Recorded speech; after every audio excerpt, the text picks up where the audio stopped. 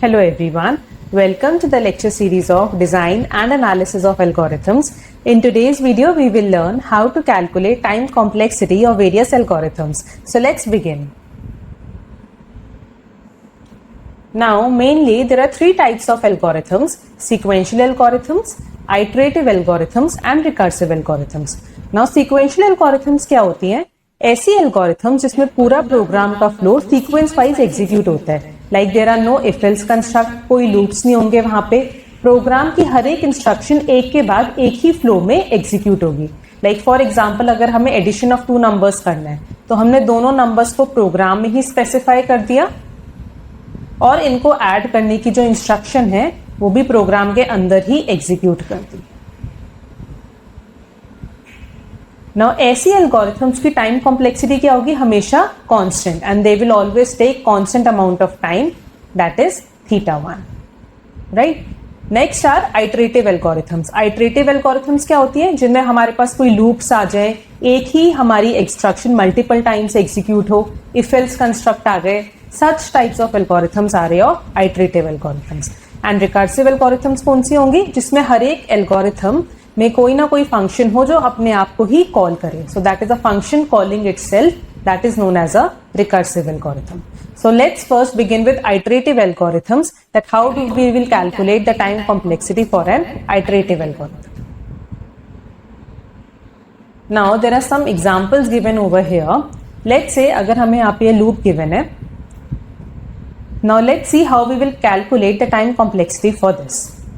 Now here it says I is beginning from 1, I should be less than or equal to n and I plus plus, and we are doing a equals to a plus b. अब ये instruction जो है this will take constant amount of time. Let's say it takes some constant amount of time, that is c. और ये जो instruction है ये कितनी बार एग्जीक्यूट होगी? n times, because i should be less than or equal to n. That means loop is being executed n times. So overall इस function की टाइम, इस लूप की टाइम कॉम्प्लेक्सिटी क्या हुई? c into n. कांस्टेंट को अगर हम drop कर दें so it will take order of n time. और let's say on an average, हम जनरली एवरेज केस से डिनोट करते हैं, that is theta bound. So it will take theta n amount of time. Let's come to second example. This loop is being executed n times. ये वाला loop भी n times execute हो रहा है और उसके अंदर ये इंस्ट्रक्शन है. अब कितनी बार ये इंस्ट्रक्शन एग्जीक्यूट होगी? लेट्स से इसको एग्जीक्यूट करने के लिए हमें कांस्टेंट अमाउंट ऑफ टाइम चाहिए, लेट्स से c. और कितनी बार ये काम होगा? c into n which is c into n square. If we drop the constant, so this will take theta n square amount of time. Now coming to the third example, I equal to 1, I should be less than or equal to n, I equals to I into 2. यानी कि ये loop किस किस बारी execute होगा? I equals to 1 के लिए loop will execute 1 time. उसके बाद ये एग्जीक्यूट होगा I equals to 2 के लिए, अगेन एक बारी ये इंस्ट्रक्शन हमारी एग्जीक्यूट हो. उसके बाद ये एग्जीक्यूट होगा I equals to 4 के लिए, again this loop will execute, or this instruction will execute 1 time. Then it will execute for I equals to 8, again it will take 1 time, and so on. This will continue for some I equals to n. Now this can be represented as 2 to the power 0, this can be represented as 2 to the power 1, 4 can be represented as 2 to the power 2, 8 can be represented as 2 to the power 3. Similarly, for some I equals to n, this will execute for some 2 upon 2 raised to the power k amount of time, and this will again the loop will execute 1 time. So total कितनी बार ये loop हमारा execute होगा? I equals to n तक हमारे पास ये total कितनी values है? 2 to the power 0, 2 to the power 1, 2 to the power 2, 2 to the power 3, 2 to the power 4, so on, some 2 to the power k, right? So basically we have some k plus 1 values. यानी कि हमारा loop कितनी बार execute होगा? It will execute k plus 1 time. So now we need to find the value of k. Now 2 to the power k we know is less than or equal to n. If I take log both sides, log n. So k is less than equals to log base 2n. So basically the loop will execute log base 2n plus 1 time. If I drop the constant over here, so this will take theta log base 2n amount of time. So this is the time complexity for this. Now this is how we need to see कि हमारा loop, we need to be very careful over here जहाँ पे ये condition given है. According to this we will decide how the time complexity will be calculated. Let's come to another example. Let's see. ये वाला loop कितनी बार execute हो रहा है? ये वाला लूप एग्जीक्यूट हो रहा है i is less than equal to n, that is it is being executed for n amount of time. और ये वाला ये अभी हमने देखा है, this will take theta log base two n amount of time. Now जहां पे हमारे पास मल्टीपल फॉर लूप्स गिवन हो, सो इंडिविजुअली हम हर एक की कॉम्प्लेक्सिटी को कैलकुलेट करेंगे और जो भी हमारा उसमें से डोमिनेंट फैक्टर होगा that will be the complexity of the entire program. So यहाँ पे out of theta n and theta log 2n, which is the dominant factor, किसकी वैल्यू ज्यादा है? theta n की. So the time complexity for this function is theta n. Right? Coming to next example. Now let's see, यहाँ पे जो loops थे वो individual थे, किसी पे depend नहीं कर रहे थे. इन दिस एग्जाम्पल दोनों आपस में डिपेंडेंट है. So i equals to 1, i is less than equal to n, i plus plus, then j equals to 1, j is less than और इक्वल टू i. तो यहाँ पे j की वैल्यू i के ऊपर डिपेंड कर रही है. Let's see how it will work. सबसे पहले अगर i की वैल्यू 1 है, i इक्वल्स टू 1 के लिए j की वैल्यू क्या होगी? 1. ये वाला लूप एग्जीक्यूट कर जाएगा 1 टाइम. i की वैल्यू अगर 2 हुई तो j वाला लूप कितनी बार एग्जीक्यूट करेगा? j should be less than equal to 2, तो 1 टाइम एंड 2 टाइम. तो j will execute 2 times. i equals to 3 के लिए j will execute 3 times. Similarly for i equals to n, j will execute n times. Right? तो i की value जब n होगी j execute करेगा n times. तो the time complexity of this is theta n into n, that is n square. So we need to be very careful what is the condition given over here inside the loop. Accordingly the time complexity will be calculated. Coming to the next example, let's come to this. Again दोनों loops जो है वो आपस में dependent है. Inside the first loop we have the second loop. Now this is being executed, first loop i वाला execute हो रहा है n times, ये execute हो रहा है n times. और j वाला लूप कितनी बार एग्जीक्यूट होगा? ये अभी हमने पीछे देखा है, this will take log n time. तो जब i की वैल्यू n होगी तो j को कितना टाइम लगेगा? log n. तो यानी कि time complexity of this is n into log n, which is theta n log n base 2. Coming to the next example.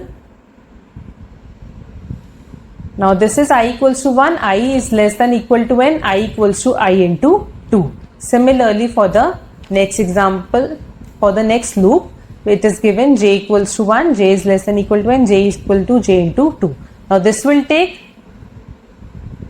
log n time, this will take log n time. So the entire time complexity of this will be log n into log n, which is log base 2n to the power square. Right? Coming to the next part now. Now this is how we calculate the time complexity for iterative algorithms. Now let's come to next part of the algorithms, which are the recursive algorithms, जहाँ पे हर एक function अपने आप को call करे, that is known as recursion. Now इसके case में हम टाइम कॉम्प्लेक्सिटी कैसे कैलकुलेट करेंगे? By writing down the recurrence relation. तो जहां पे भी हमें रिकर्सिव एल्गोरिथम गिवन होगी वहां पे in order to find the time complexity we will first write down the recurrence relation. Now let's see हम रिकरेंस रिलेशन कैसे लिखेंगे for recursive algorithms. Now suppose this is the first example given. Now recurrence relation के लिए अब हम इस function का अगर हमें रिकरेंस रिलेशन लिखना है तो कैसे लिखेंगे? First, let's denote it by Tn, where n is your input size, Tn is denoting the function. अब Tn फंक्शन किसी भी एल्गोरिथम के लिए दो चीजों पे डिपेंड करता है. एक तो डिपेंड करता है कि वो किसको कॉल कर रहा है, दैट इज कॉलिंग, और दूसरा डिपेंड करता है cost for execution for a specific value of for n. Now let's see इसका क्या मतलब है. Now इस फंक्शन के लिए अगर if n equal to 1 return n, यानी कि पहली कंडीशन क्या हुई, अगर n की वैल्यू 1 है तो रिटर्न कर दो n that is 1 only. तो पहली कंडीशन हो गई t equals to 1, n यहाँ पे डिनोट कर रहा है इनपुट साइज को. तो अगर इनपुट साइज की वैल्यू 1 है, n को हमने 1 से रिप्लेस कर दिया, so in that case it will return 1 only. It is returning n that is 1. अगर बिसाइड्स 1 n की कुछ और वैल्यू है तो एल्स पार्ट एग्जीक्यूट होगा. अब एल्स पार्ट में हमारा रिकर्शन है. फंक्शन f जो है वो खुद को ही कॉल कर रहा है but with the input value of n-1. तो यहाँ पे रिकरेंस रिलेशन कैसे लिखेंगे हम इसका, t of n is equals to, किसको कॉल कर रहा है ये, n-1 को. अगर हम फंक्शन f को डिनोट कर रहे हैं बाय t, तो ये कॉल कर रहा है fn-1 को, यानी कि tn-1 को. तो first factor is your calling, कि वो फंक्शन किसको कॉल कर रहा है. And second value is cost for execution for a specific value of n. तो एल्स पार्ट में अभी हमारे पास सिर्फ ये एक स्टेटमेंट है जहां पे हम fn-1 पे रिटर्न कर रहे हैं और ये फंक्शन कॉल कर रहा है फॉर वैल्यू n-1. अगर बिसाइड्स दिस हमारे पास कोई और भी स्टेटमेंट्स यहाँ पे होती तो उनको एग्जीक्यूट करने के लिए हमें कितना टाइम लगता या कॉस्ट लगती, वो हम यहाँ पे मेंशन करते हैं in the second part of this. क्योंकि यहाँ पे कुछ और गिवन नहीं है, so that means this will take 1 time. So the recurrence relation for this is t of n equal to t of n-1 plus 1, and for t equals to 1 it is 1. This is how we will write the recurrence relation. Now let's come to the next example. Now again it says for if n equal to 1 or n equal to 0 then return n. तो हमारे पास यहाँ पे दो conditions given है. t of 1 पे हमें 1 return करना है एंड t of 0 पे हमें 0 रिटर्न करना है. This is what it says in the if part. Else part में हम फंक्शन को कॉल कर रहे हैं which is f of n-1. Function जब भी हम कॉल कर रहे हैं यहाँ पे, इसके साथ यहाँ पे कोई भी कांस्टेंट जो भी मल्टीप्लाई है उससे हमारा वेरी कुछ भी नहीं करेगा. हमें सिर्फ ये देखना है कि कॉलिंग हम किसको कर रहे हैं, f of n-1 के लिए कॉल कर रहे हैं. So t of n is equal to t of n-1 plus else part में अगेन कोई और स्टेटमेंट नहीं है तो उनको एग्जीक्यूट करने की कॉस्ट हम क्या लेते हैं यहाँ पे 1. So this is the entire recurrence relation for example 2. Let's come to this now. Again for t equals to 1 it will return 1. For t equal to n it will return t to the t with input size n/2. यही हम call कर रहे हैं यहाँ पे f of n/2 के लिए plus 1. Again else part में कोई भी और इंस्ट्रक्शन नहीं है तो उसको एग्जीक्यूट करने की कॉस्ट हम क्या ले रहे हैं यहाँ पे 1. Again for example 4 t equals to 1 के लिए 1, t इक्वल्स टू 0 के लिए it will return 0 and in the else part we have f of n-1 plus f of n-1. So t of n equal to t of n-1 plus t of n-1. कोई और statement नहीं है so 1. So this is equal to 2t n-1 plus 1. Right? Let's take one more example. Now let's come to this example. Now it says if n equal to 1, for loop given है and it is returning the value of n. अगर n equal to 1 है तो ये part execute होगा, right? So if n is equals to 1 then it is returning 1 only. ये जो for loop है ये कितनी बार एग्जीक्यूट होगा, अगर n की वैल्यू 1 है, i is less than equal to 1 only, it will execute 1 time, so it is returning the value of n. So it is for t equals to 1 it is returning 1 only. Coming to the else part, it says execute the for loop अगर besides 1 n की कोई और भी दूसरी value होती है, it is printing hello over here and then it is again calling the function f with the value of n minus 1. So now let's write the recurrence relation. T of n is first the calling, which is f of n minus 1, so t of n minus 1 plus. Now इस statement को execute करने के लिए तो हमने यहाँ पे time लिख दिया एंड बिसाइड्स दैट हमें यहाँ पे एक लूप भी गिवन है और वो लूप कितनी बार एग्जीक्यूट होगा, n टाइम्स एग्जीक्यूट होगा. सो यही हमने पीछे देखा था कि रिकरेंस रिलेशन की टाइम कॉम्प्लेक्सिटी दो चीजों पे डिपेंड करेगी. एक तो कॉलिंग पे कि वो किसको कॉल कर रहा है, दूसरा cost for execution for a specific value of n. अब इन सारे एग्जाम्पल्स में तो एल्स पार्ट में कुछ था ही नहीं, so it was taking only one amount of time. वही हम यहाँ पे मेंशन कर देते थे. यहाँ पे एल्स पार्ट में हमें एक लूप भी गिवन है and that loop is being executed n times. So now the recurrence relation for this will be t of n minus 1 because of this, and this will take n amount of time, so plus n. So this is the recurrence relation for this. So this is how we solve the time complexity for various algorithms. Iterative algorithms के लिए directly हमें पता चल जाएगा from the loop, ये देखिए कि loop कितनी बार एग्जीक्यूट हो रहा है. रिकर्सिव एल्गोरिथम्स के लिए हम पहले उनका रिकरेंस रिलेशन लिखेंगे. नाउ एक बार हमने उनका रिकरेंस रिलेशन लिख लिया, now we will solve this recurrence relation in order to find the time complexity. And the most prominent method which is used to find or to solve this recurrence relation is the Master's method. So let's see the Master's method now. Now Master's method says कि अगर आपका recurrence relation इस form में है t of n atn minus b plus f of n. Now such type of recurrence relation are known as subtract and conquer recursive relations. Now masters method हम दो तरीके से यूज करते हैं depending कि हमारा रिकरेंस रिलेशन किस type का है. So the first category is subtract and conquer recursive relations और दूसरी कैटेगरी होती है डिवाइड एंड कॉन्क्वर के लिए. So first let's see for subtract and conquer recursive relations. So इसमें अगर आपका रिकरेंस रिलेशन इस फॉर्म में है where the value of n is greater than 1 and the value of a and b these two constants is greater than 0 और function fn क्या है, कोई भी पॉलिनोमियल फंक्शन है of degree k which is greater than और equal to 0.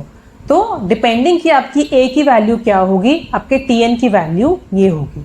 So if a is less than equal to 1 then tn is this, if a is equal to 1 then tn is this, and if a is greater than 1 then the value of tn is this. Now let's take few examples of this to understand. Suppose हमें given है tn as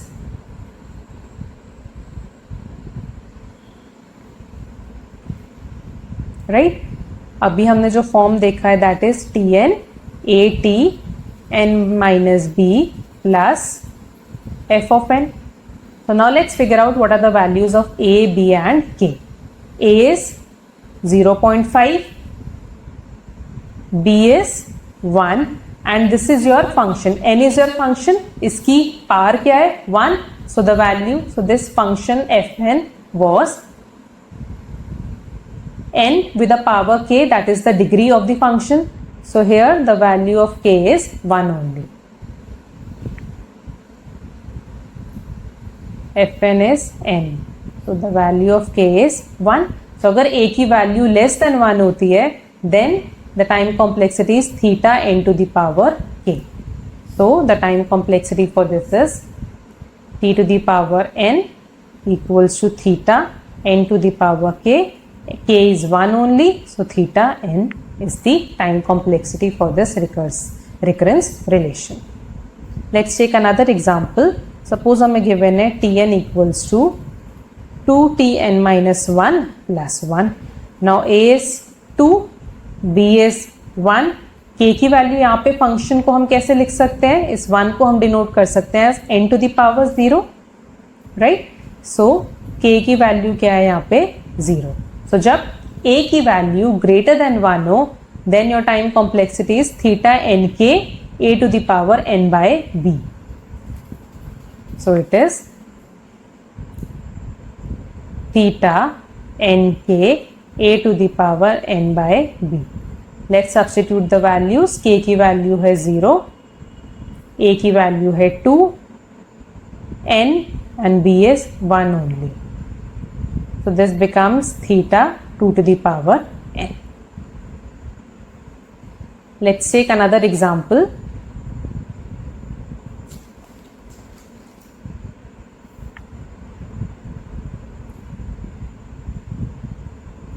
Suppose हमें given है t to the tn minus 1 plus n square. a is 1, b is 1, k is 2. So जब a equal to 1 होता है then it is theta n to the power k plus 1. So the time complexity for this is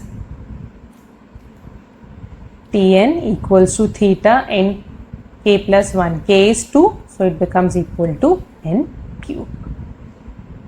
Let's take one more example. Suppose Tn is given as 4Tn minus 2 plus n. A is 4, B is 2, K is 1. Whenever it's greater than 1, then Tn is equals to theta nk a to the power n by b. So depending on the recurrence relation given, you just have to substitute the values to find the time complexity. N to the power 1, a is 4, n by 2. अब इसको हम break कर सकते हैं. 4 को हम लिख सकते हैं 2 to the power 2n by 2. So this becomes equals to n into 2 to the power n. So this is how we calculate the time complexity using the Master's method for recursive algorithms. If you like the video, then do like and share my video and subscribe my channel. Thank you.